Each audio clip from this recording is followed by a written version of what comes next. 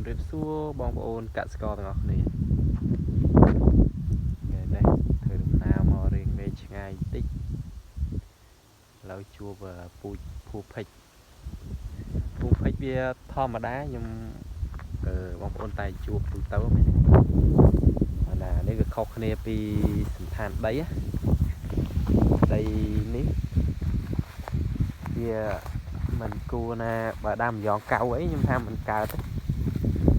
តែនេះគឺឃើញថាគេដាំភូភិចវាល្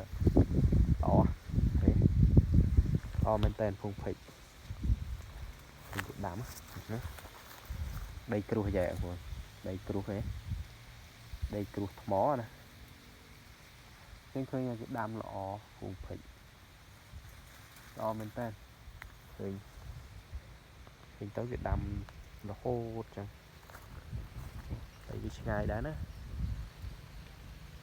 ភូភិចចឹងមានន័យថាភូភិចនេះវាមិន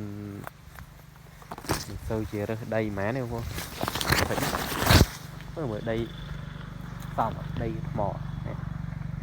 ដីថ្មឡូកាយយើងកាយមើលវាមិនដែរភូភិច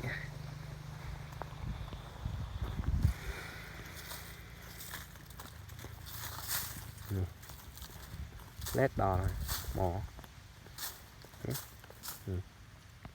លេតដល់មើលវាគូសំតែពីរជាន់ក្រោមទៀតមើលដើមហើយមើលដីដីតែដុំថ្មជាងភូភិចនេះសាហ្នឹងគេ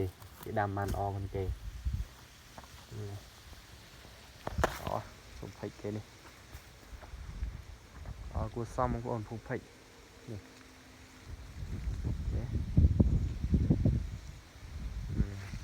មានប៉ុណ្ណឹងបងប្អូនសុខសប្បាយទាំងអស់គ្នា